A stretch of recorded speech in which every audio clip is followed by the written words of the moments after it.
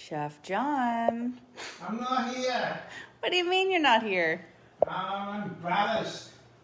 Wait, why are you behind the counter? I told everyone it was eggplant parmesan this week and I couldn't perfect the recipe. I'm sorry. There are many angry viewers that were so excited about my eggplant parm this week, and now, well, they'll have to wait until next week. I had to proof it. A recipe has to be tried at least 2 or 3 times before it can come out the kitchen. And I got so excited. I think one of the problems is, and someone mentioned this, it's because I haven't been drinking. It's because I've been doing Sober October. Well, I've lost 2 weeks of my life in the last 14 days. So this week, I thought we'd have a little drink. I don't know how to pronounce this one, so I'm just going to show the label. Hold on.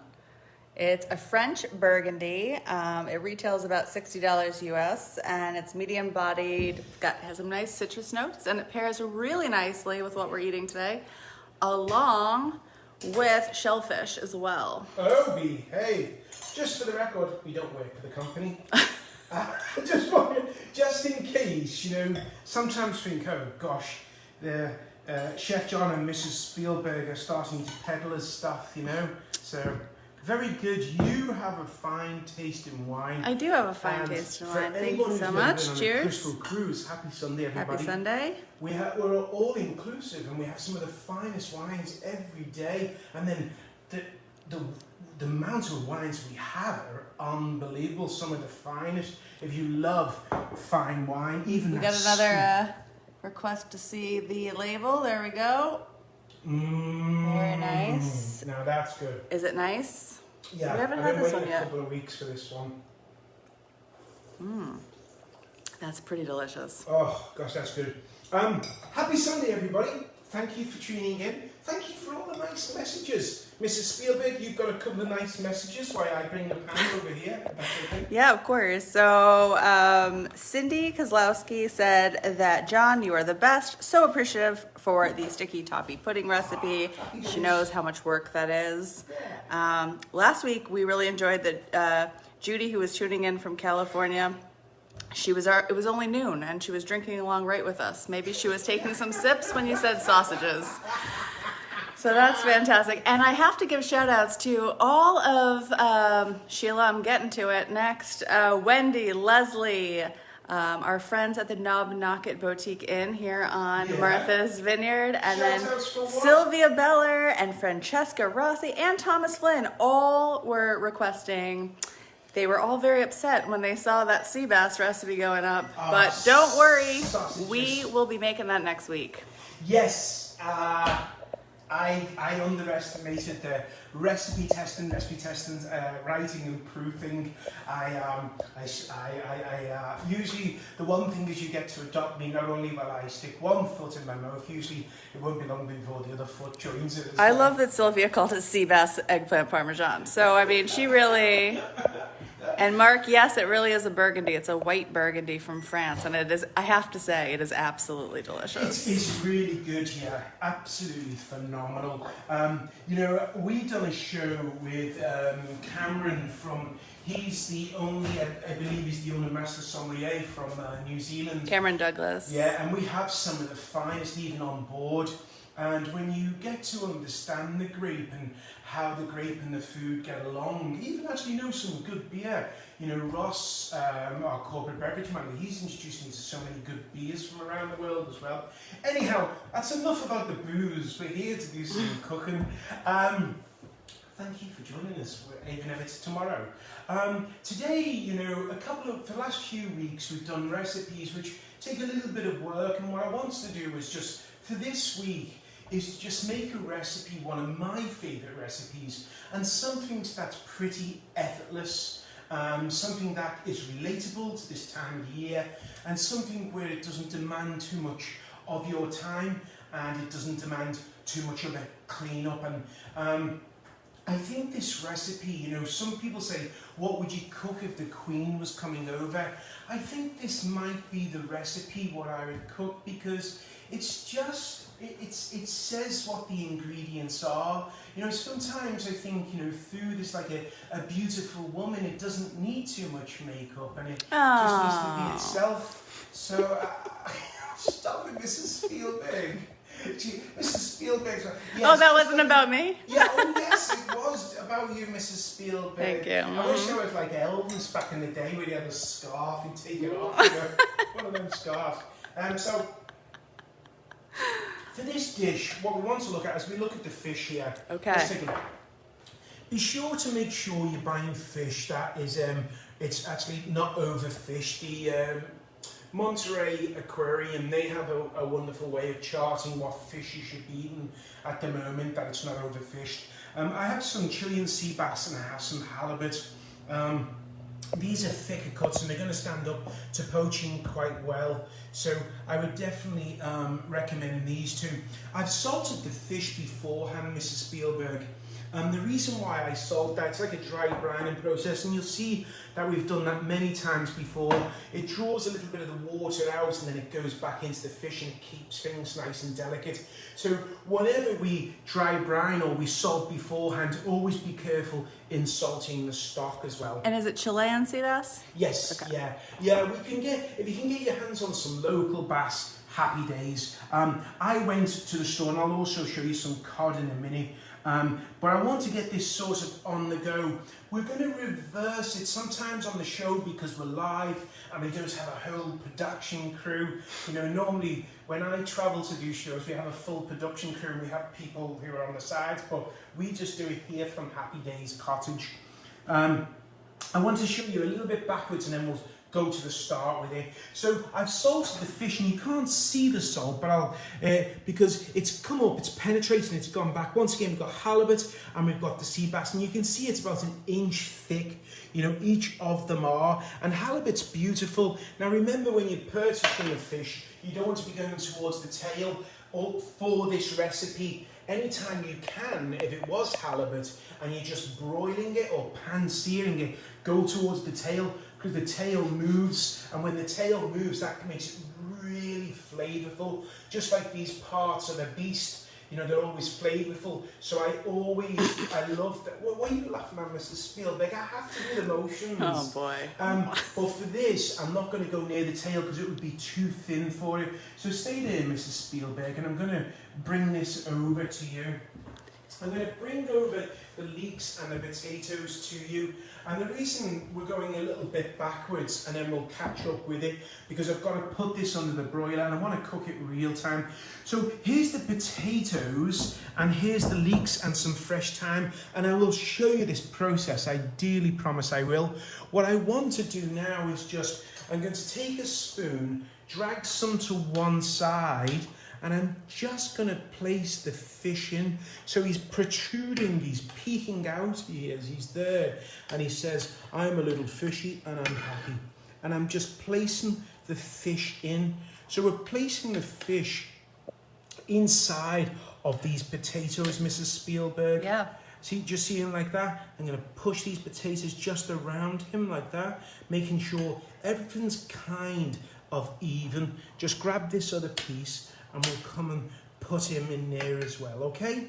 So now we've got that, and what we're looking for now is we're just going to brush this with a little bit of butter, and the butter's going to help it brown. So you can, if you've got any any butter on the sides of your pan, you can use that as well. So we're brushing it with the butter, and what we're looking for here is for this fish to brown, and everything's what we call in the kitchen going to gratinate or brown because we're cooking under the broiler. Yes, Mrs. Is it Gilbert? just one type of potato?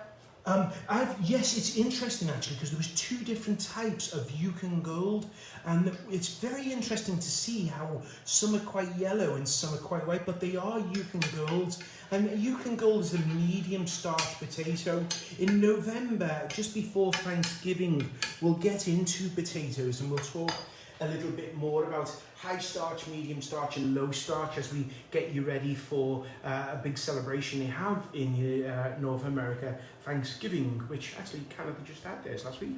I'm not going to do anything else at this moment, so if you look at this as Mr. Spielberg, I've made sure that none of the potatoes and the leeks are marooned on the top. I've made sure around the side of the pan that's relatively clean, and the reason why I've done that is because I don't want the actual stuff to burn on the pan. I want clean up to be easy.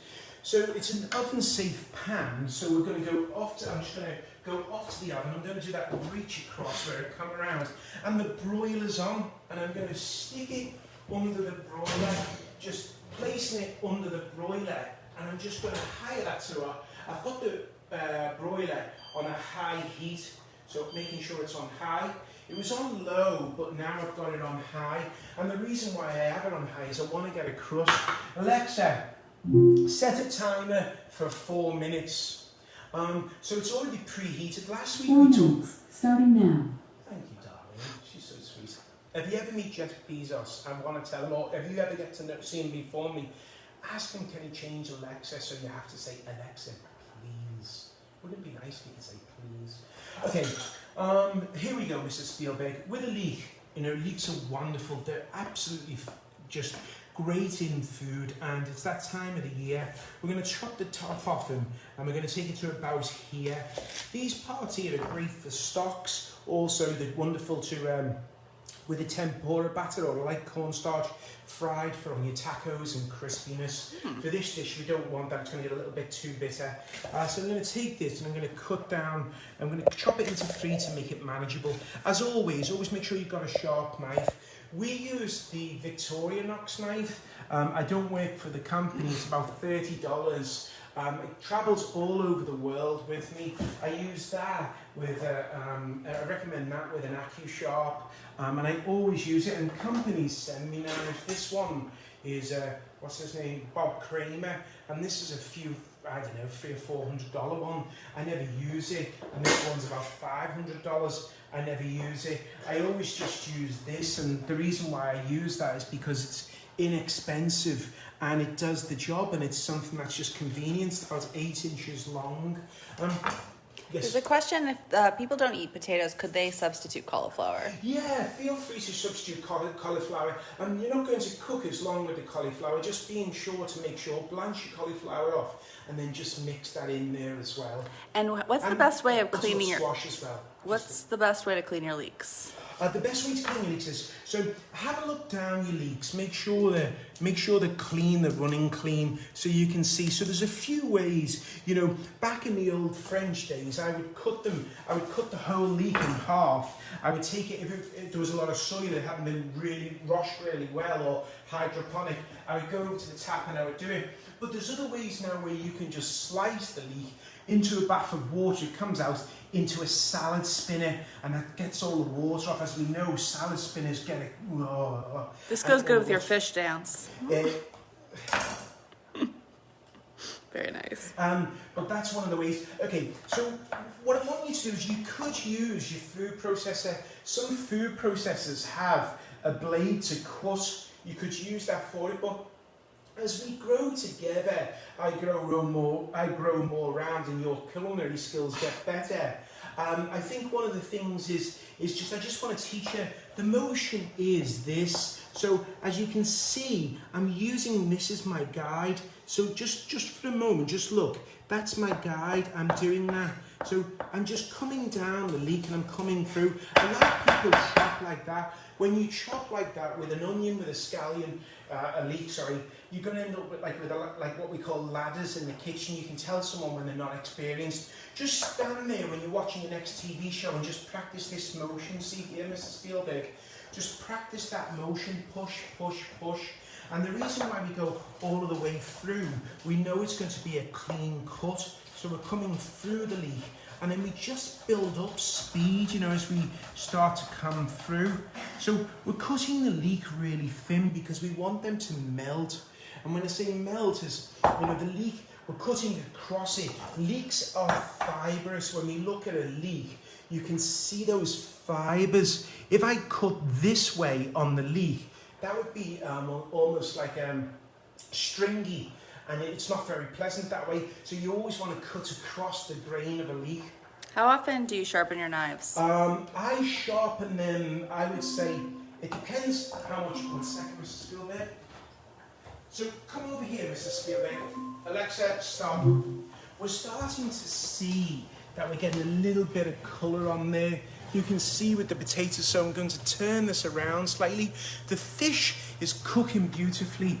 You can see it's cooking nicely, and I'm happy. Alexa, set a timer for 2 minutes.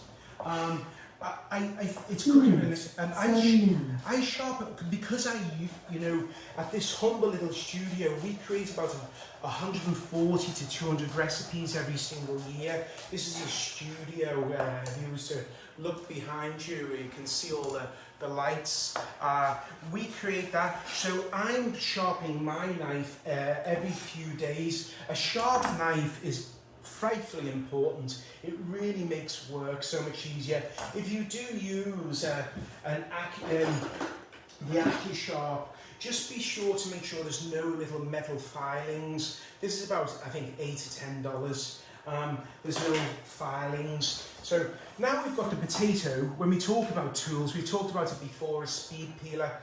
Thanksgiving's coming up and the holidays. A speed peeler is going to be a favourite friend. It really helps with peeling. We chose a Yukon Gold potato for this one, and the reason why we chose this potato is that it's a medium starch. It's not just going to dissolve into a mashed potato, it's going to be stubborn, and it's going to also stand up to it. So now we've got the leeks, so we can, just taking a look at this, we've got the leeks all sliced. There's 1 or 2 that are, they're not too, don't worry about that. I mean, it's just, we're not trying to win an award, a Michelin star. When I went to the store, Mrs. Spielberg, they all know me now in Martha's Vineyard. They're getting to know me, the fishmongers. Quite often what happens is you'll ask the fishmonger, the fish section of the store, what's fresh, and they'll tell you whatever they want to sell. So your best tool is your nose to say, okay, may I have a smell? Well, now, because of the masks, what a rascal that is, because the gentleman behind the thing is like, I'm so sorry, I cannot let you have a smell. You cannot take your mask off. And I always give him that look, like that. Mm-hmm. With it. So, okay, Mrs. Spielberg, this is still cooking good. I'm happy. Alexa, stop. So what you want to do, if your fish smells a little bit fishy, just, not too fishy, not where there's a cat knocking on your back door. I'm not sure if that was a good impression. But if it does smell too fishy, be sure to soak it in some milk. So I've soaked this cod in some milk because this cod didn't smell too fabulous. When I got it, it wasn't terribly bad, but it had a little bit of that fishy smell, and that puts people off. So by soaking it in milk for a couple of hours, it takes away that taste. The lactic acid in the actual, the lactic acid in the milk actually takes that away. Soak it in the milk and then just dry it. Just dry it with some paper towel. And now you've got the cod. That's serving side down. Always when it's close to the skin, you serve down. You always serve fish up that way. At this point now, we'd salt it. So now we'd salt it and let it sit for an hour. Remember why we do that? It's dry brining. Whilst you're doing that, I'm going to just come over here and grab this fish. I'm going to take a look at this. It's starting to cook really nicely, looking fabulous. So we've got the leeks. We'd have the potato. The potato would cook until it's fork tender. I'm listening. What other fish can you cook in milk? No, we're not cooking it in milk. We're just, putting it. We're placing it in milk to take the odour away. Okay. And it's the same with chicken as well. If you've got some chicken and you're just like, this isn't right, or something's just not right, your nose is your best friend. And how long do you soak it for? For at least 1 hour. Okay. The potatoes, we've cooked them until the fork tender. when you taste in the water, when we cook potatoes, when we taste the water, we want the water, so I'm usually, with the water, it should taste like the potato should be. So we're adding salt to the water. It's frightfully important. It's the same when you cook pasta. It's a game changer. So now we're draining the potatoes.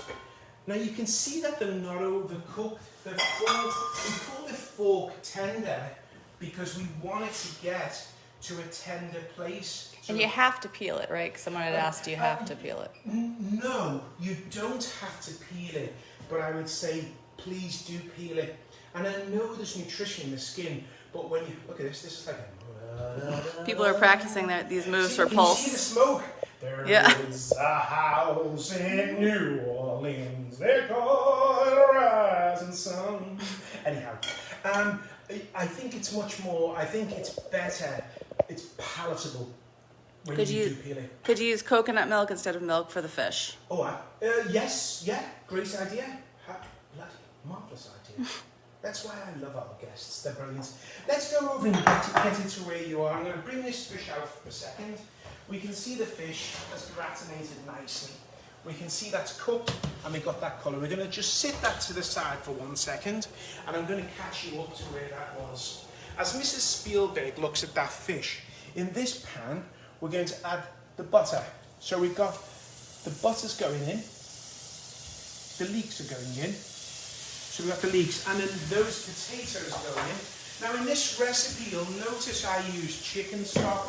Now I like to use chicken stock because I find that a lot of in the United States, and I know we have a worldwide audience here, but at least what I've found, what I've learned, people don't like things too fishy. You know, it's different than the Mediterranean. So I've always found a little bit of chicken stock. You know, in Japan we use dashi. This is a wonderful dashi. This is one which in a future show I'll teach you about this packets of dashi which are from Japanese.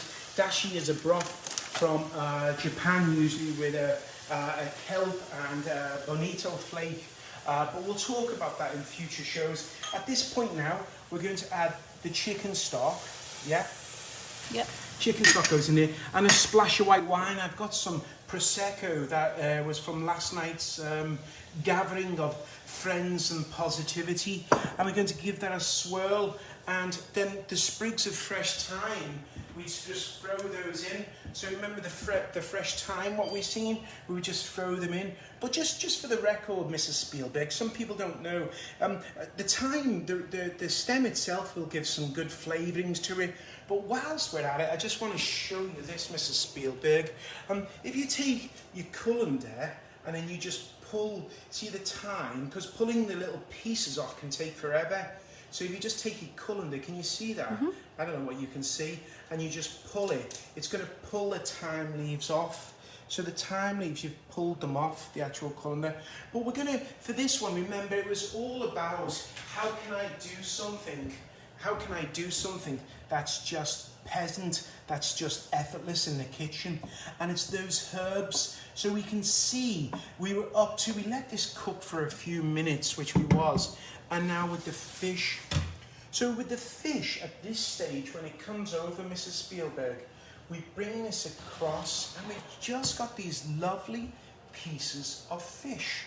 And I'm going to just put these to one side for a second. I'm just going to take this and I'm going to just take these pieces of fish, but just look at them. They are serenadingly beautiful. Just look at the fish and look at the sauce. I'm going to place them here. They're perfectly cooked. These are about, we want to look for about 120 to 125 because they're going to keep cooking from the outside in. Now what we're looking at with this sauce, Mrs. Spielberg, let's get into this pan because what we want now, it's cozy season. And when I say cozy season, I mean something that's just going to feel real good in your belly. You know what I mean? Heat your pan. So with this, with the bowls, either pour hot water in or place them in your oven for a second. See, with the bowls, just place them in your oven.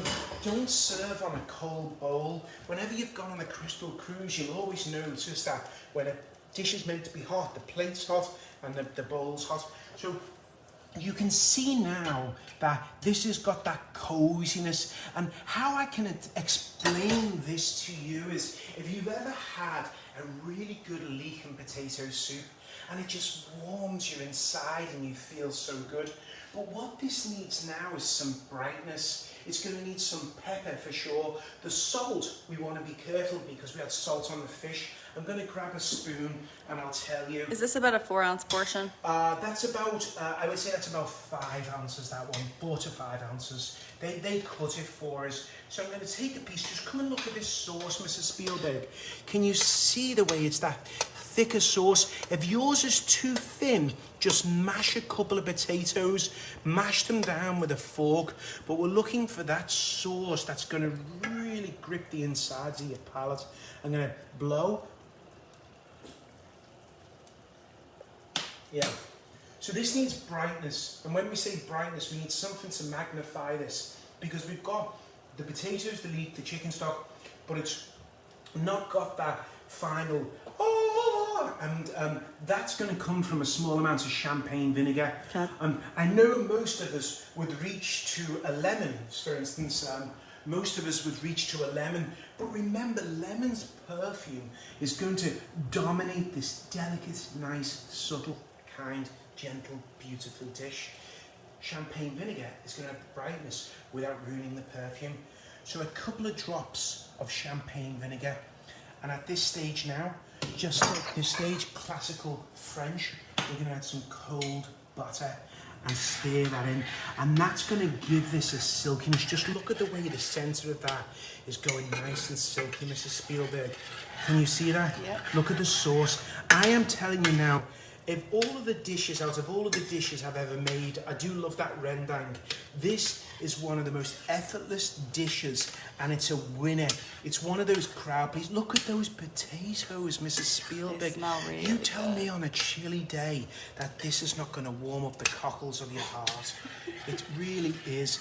1 second, Mrs. Spielberg. At this point now, I'm going to fish out any of those stalks, just looking around, making sure there's nothing worse than your Auntie Betty getting a stalk halfway through a meal. I'm just going to pull out those stalks, and then I want to season this with some pepper. What's a good substitute for champagne vinegar if you can't find it? White wine vinegar. White wine vinegar. Hey, listen, if you've got red wine vinegar, happy days. Please don't get too caught up on that stuff. I'm actually going to use white pepper. Hey, if you are planning a new kitchen, one of the things I would say, please always plan a spice drawer. If you love cooking, because your spices will go in your cabinet and they're a rascal to find. We have all of our spices in our drawers here. You can see everything is listed, everything's just nice. We do so many recipes, all of our drawers. Also, this is the champagne vinegar for some of you that were asking that we're using. Yeah. White pepper is a clean pepper. It's black pepper without its skin on. You know, they'll put it into some water and they'll do it. They'll take the skin off, and I think it's much cleaner. Always with white pepper, hold back a little bit. When I say come back a little bit, because it's so powdery, it always you end up sneezing. And I always think, I can tell straight away when a chef's cooked for me, he's added white pepper. Now look at just take a look at that, Mrs. Spielberg. Can you see that coziness? Just look, imagine you as a diner, you get this delicate piece of fish and a spoonful of that. Mm-hmm. When it comes to serving this, we take some of those potatoes. I'm going to turn this off now. We take some of them. One thing you want to make sure is that a hot bowl, you pick it up with a towel. Jiminy cricket. Oh, is that the one that was just in the oven? Yeah, my hand's going to be like that guy from Raiders of the Lost Ark who picked up the coin thing. Donna's very impressed by the spice drawer. Donna? Oh, Donna. Look, it gets better. Look, here's our other spice drawers. Here's another one. And this is another spice drawer. Double impressed. Maybe I should have saved that for next week. So what we want to do now is take the potatoes, and then we're going to take a piece of that fish. I'm just going to use my fingers for now. And now we have, let's go over to the countertop, Mrs. Spielberg. When it comes to serving this, I actually just want to add a little bit of pepper and mold and salt. We use a lot in the kitchen. We use regular kosher salt, We use kosher salt. The reason why we season with kosher salt, it's big grains and it helps it clear with the fingers. And then for finishing, we always use a Maldon salt or a fleur de sal or a grey French salt. So this is a Maldon salt, which is flakes. They look almost like little pyramids and they just give a good crunch. Small amount of salt on the top. Feel free if you want to brush it with a little bit of butter. Sometimes some chefs will brush it with a little bit of butter, see for that glaze. And then I just want to add a tiny little bit of pepper to it. And Pepper. what you have now, Alexa, stop. What you have now, to me, is this, Alexa, stop. What you have now is this perfect piece of fish. Just look at those flakes, perfectly cooked, and you can see those potatoes, but just look how it's cooked. It's just so juicy and beautiful, and you can imagine what that's going to be like at this time of the year as it starts to cool down. But just look how juicy the fish is, Mrs. Spielberg. Can you see inside? Just by braising it in that liquid with those leeks, each piece of fish is not dried, and it's a wonderful way to make a dish with easy cleanup.